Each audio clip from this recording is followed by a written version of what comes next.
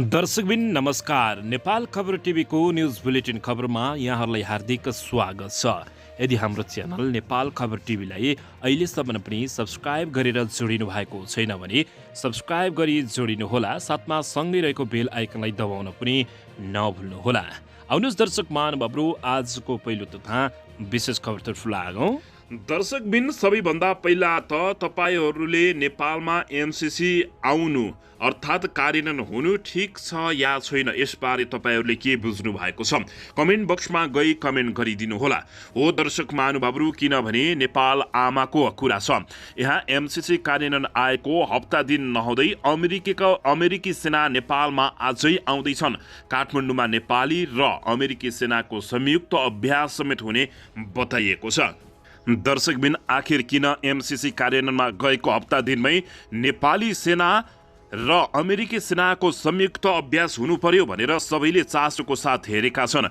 पहिलो चरणमा अमेरिकी सेनाको 12 जनाको टोली आज नेपाल आउँदै छ, त्यो पनि बन्दोबस्त तथा हात हतियार सहित विमान समेत अमेरिकाले ल्याउँदैछ।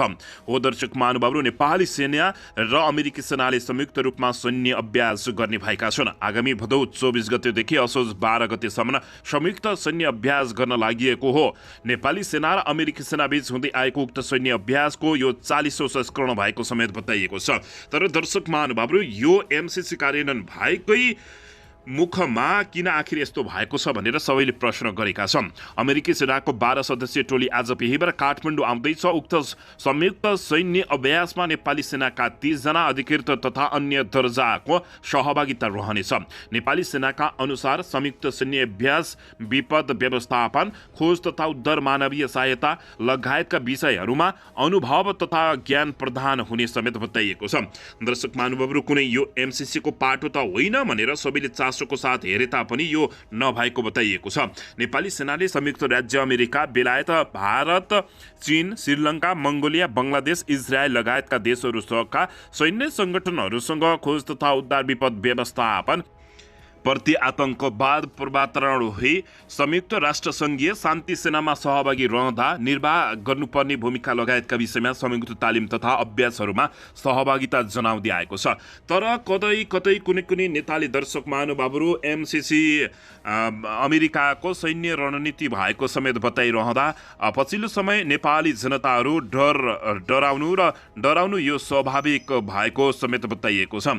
त्यसैले दर्शक महानुभावहरू, यो सैन्य रणनीति नहोस्, केवल यो अभ्यास मात्र होस्। काठमाडौँमा नेपाली र अमेरिकी सेनाको संयुक्त अभ्यास हुने भएको हो। नेपाली सेना र संयुक्त राज्य अमेरिकाको सेनाको बीच नियमित रूपमा सञ्चालन हुँदै आएको जोइन्ट कम्बाउन्ड एक्सचेन्ज ट्रेनिङको 40औं संस्करण भादौ 24 गतेदेखि असोज 12 गतेसम्म काठमाडौँ उपत्यकामा सञ्चालन हुने समेत जानकारी प्राप्त भएको छ। दर्शक महानुभावहरू, यसै बीचमा तर यता नेत्रविक्रम चन्द विप्लवले भने अमेरिकाले नेपालमा घुसपेट गर्न खोजेको लगायतका गम्भीर आरोप लगाएका छन् र एमसीसी विरुद्ध भीषण आन्दोलन गरेका छन्। कम्युनिस्ट पार्टी तथा माओवादी केन्द्रकै नेताहरूले पनि यसको विरोध गरेका छन्। दर्शक पनि यसैबीच यता दार्चुलाको ब्यास गाउँपालिकाको वडा नम्बर 1 तिङ्करमा सशस्त्र प्रहरीको बीओपी स्थापनाका लागि गएका जनप्रतिनिधिलाई भारतीय सीमा सुरक्षा बल एसएसबीले बाटोमै रोकेको छ। भारतीय बाटो हुँदै कार्यक्रममा सहभागी हुन गएका महाकाली नगरपालिकाका मेयर नरसिंह चौरासी, ब्यास गाउँपालिकाका अध्यक्ष मङ्गल सिंह धामी र विद्यार्थी नेता दीपक सिंह खातीलाई भारतीय सीमा सुरक्षा बलले बाटोमै दर्शक महानुभावहरू रोकेको छ। भारतीयहरूले निकै ठुलो दादागिरी देखाउने गरेका छन्। दर्शक महानुभावहरू, यसबारे तपाईहरूले के भन्न चाहनुहुन्छ? भारतीय सुरक्षाकर्मी एसएसबीले तिङ्कर पुलघाट नजिकै रोइगती भन्ने ठाउँमा 3 जनालाई जाँच गरी माथि जान नदिएको बताइएको छ। भारतीय सुरक्षाकर्मीले तपाईहरूलाई अगाडि जानु अनुमति छैन भन्दै बाटोमै रोकेको हो। त्यो भने दर्शक महानुभावहरू, नेपालको भूमि परेको छ। पछिल्लो समय भारतीय विस्तारवादहरूले नेपाललाई घेर्ने तथा नेपाललाई भारतमै पार्ने र गाम्ने रणनीति लिएर नेपालका सिमानाहरू पछिल्लो समय चोर्दै आएको छ। यसैबीच यता खुकुरी प्रहारबाट घाइते नेपाली काङ्ग्रेसका सहमहामन्त्री तथा पूर्व मन्त्री महेन्द्र यादवलाई आइसियुमा राखिएको छ। उनी सिकिस्तै भएको खबर प्राप्त भएको छ। यादवलाई राष्ट्रिय ट्रमा सेन्टरका चिकित्सकहरूको प्रत्यक्ष निगरानीमा आइसियुमा राखिएर उपचार गरिरहेको ट्रमा सेन्टरले जानकारी दिएको छ। राष्ट्रिय ट्रमा सेन्टरले साँझ 5:30 बजे विज्ञप्ति निकाल्दै उनको स्वास्थ्य अवस्थाबारे जानकारी दिएको हो। अस्पतालका अनुसार हाल भने उनको अपरेसन गरी घाँटी र तथा टाउकामा टाँका लगाइएको अवस्था रहेको छ। अवस्था यति बेला स्थिर रहेको छ।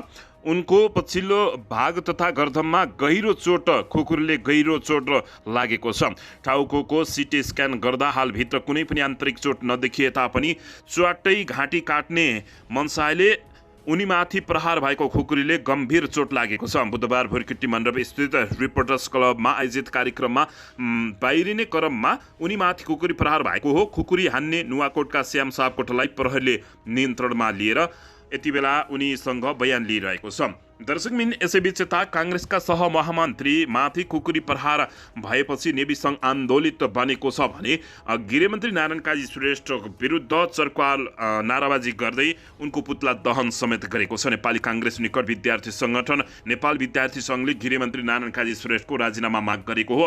बुधबार नेवी सङ्घ अध्यक्ष दुजाङ शेर्पाले विज्ञप्ति जारी गर्दै पार्टी सहमहामन्त्री तथा पूर्व मन्त्री महेन्द्र यादवमाथि भएको खुकुरी हमलाबारे देशमा आम नागरिकको जीव ज्यानको रक्षा गर्ने जिम्मेवारी प्राप्त रहेका गृहमन्त्रीले हेरेर बसेको र उनले राजीनामा दिनुपर्ने माग गरेका छन्। यसैबीच यता गृहमन्त्री नारायण काजी श्रेष्ठले भ्रष्टाचार र तस्करीमा संलग्नहरूले मलाई हटाउन खोजिरहेको भन्दै गुनासो पोखेका छन्। उपप्रधान तथा गृहमन्त्री नारायण काजी श्रेष्ठले भ्रष्टाचार विरोधी अभियान चलाएपछि अपराधी र तस्करहरूले आफूलाई गृहमन्त्री पदबाट हटाउन लागि परिरहेको दावी गरेका छन्। सरकारले खोलेको भ्रष्टाचारको फाइलले गठबन्धनमा असन्तुलित बनेर गृहमन्त्री फेर्ने प्रयास भइरहेको चर्चा आइरहेको बेला उनले यस्तो खुलासा गरेपछि राजनीतिक विरोध तरङ्गिएको छ। चितवनमा आयोजित एक कार्यक्रममा उनले सम्बोधन गर्दै भनी भ्रष्टाचारमा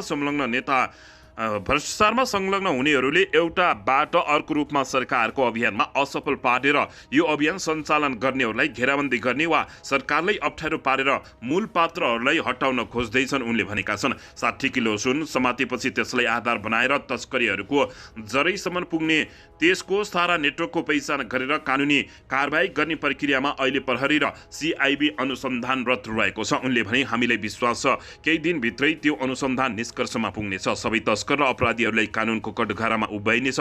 उनले यो सरकार र गृहमन्त्री टिक्ने दावी गर्दै भ्रष्टाचार र तस्करसँग कुनै सम्झौता नगरी आफ्नो अभियानलाई अगाडि बढाउने समेत उनले बताएका छन्। उनले भने नक्कली भुटानी शरणार्थी प्रकरण, ललिता निवास जग्गा प्रकरणलाई चाँडै निष्कर्षमा पुर्याउने बताएका छन्। भ्रष्टाचार विरोधी अभियान चलाइरहेको अवस्थामा मलाई हटाउन खोजेको उनले बताए। दर्शक पनि यसैबीच यता सुन तस्करी अनुसन्धान घेरामा जताबाट पनि माओवादी परेको छ। त्रिभुवन अन्तर्राष्ट्रिय विमानस्थल भन्सार भएर 60 किलो र 9 किलो सुन ल्याउने तस्करको सञ्जाल सत्तारूढ दल नेकपा माओवादी केन्द्रका नेता र कार्यकर्ता वरिपरि देखिएको छ। गत साउनमा त्रिभुवन अन्तर्राष्ट्रिय विमानस्थल भन्सारबाट जाँचपास भई बाहिरिएको 60 किलो सुन तस्करीको सुन सिनामङ्गलबाट बरामद भएको थियो। त्यस्तै गत पुसमा विमानस्थल भन्सार कार्यालयले जफत गरेको 9 किलो सुन भन्सारबाटै हराएको थियो। उक्त 9 किलो सुन ई सिगरेट भित्र लुकाएर ल्याइएको थियो। सुन तस्करीका यी दुवै प्रकरणमा